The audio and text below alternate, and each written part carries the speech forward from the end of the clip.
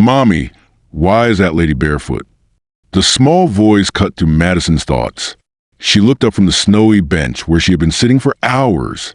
A little girl in a red winter coat stood nearby, holding a brown paper bag. Her innocent eyes were filled with curiosity, not judgment. Madison pulled her thin dress closer around her legs. At 23, she had grown used to stares and whispers. But this child was different. There was something pure in her gaze that made Madison's heart ache. "Where's your mommy, sweetie?" Madison asked gently. The little girl pointed to a man in a dark coat, standing near the street corner. He was on his phone, pacing back and forth. Snow collected on his shoulders as he talked in hushed, urgent tones. "That is my daddy," the girl said. "Mommy went away to heaven last month. Daddy says she is watching us from the stars now." Madison felt her chest tighten. This child, no more than 4 years old, had already faced such loss. She knew that pain too well. "I am sorry about your mommy," Madison whispered. The girl stepped closer, her small boots crunching in the snow. "Are you cold? Your feet look really cold." Madison nodded, not trusting her voice. She had been without proper shoes for 2 weeks now, ever since someone had taken them while she slept at the shelter. The little girl looked at the paper bag in her hands, then back at Madison. Without hesitation, she walked over and sat down on the bench beside her. "My name is Emma," she said, opening the bag. "Daddy packed me cookies for the bus ride to Grandma's house. Do you want some?" Madison stared at the small hand, offering her a homemade chocolate chip cookie. When was the last time someone had shown her such simple kindness?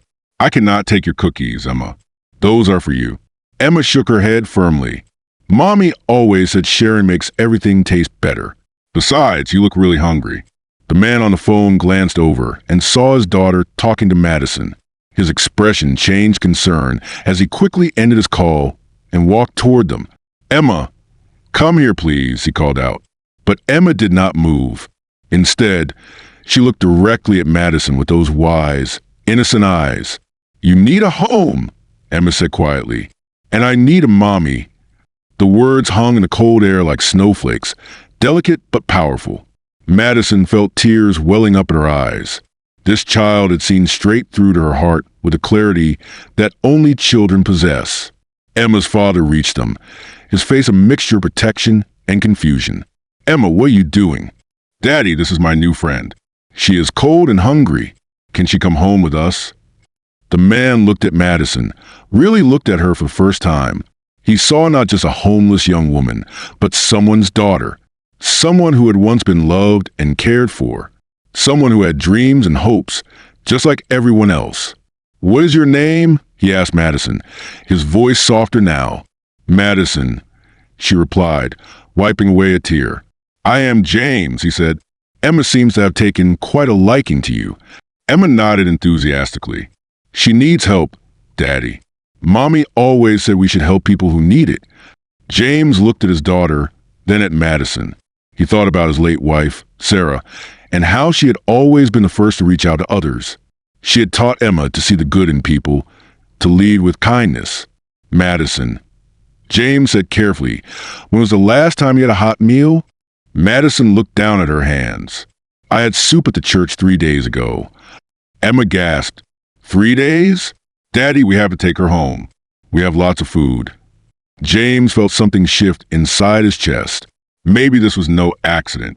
Maybe his daughter's pure heart was leading them exactly where they needed to be. "Our bus will be here soon," James said to Madison. "My mother lives about an hour away. She has a big house with extra rooms. If you would like, you could come with us, at least for tonight. Get warm, have a proper meal." Madison looked between father and daughter. Emma was smiling hopefully, her small hand reaching out to take Madison's. "Sometimes," Emma said, "people find each other just when they need it most. Mommy told me that before she went to heaven." Madison felt something she had not felt in months. Hope. Real, genuine hope that maybe, just maybe, her life could change. As the bus rounded the corner, its headlights cutting through the falling snow, Madison made a decision that would change all their lives forever. She took Emma's small hand in hers and smiled. I would like that very much, she whispered. Emma beamed and hugged Madison's arm. Now we can take care of each other. The bus pulled up with the softest of brakes. As they climbed aboard, Madison felt warmth envelop her for the first time in weeks. Emma insisted Madison sit by the window, chattering excitedly about her grandmother's house and the big Christmas tree they would see. James watched his daughter's animated face and felt something he hadn't experienced since Sarah's death: peace. Maybe Emma was right. Maybe they had all found exactly what they needed on this snowy night. As the bus pulled away from the curb, Madison pressed her face to the window. Behind them, the empty bench sat covered in fresh snow, waiting for the next lost soul. But tonight, one less person would sleep in the cold. Sometimes the most beautiful families are not born, but found on snowy nights at bus stops, when two hearts recognize exactly what they've been searching for.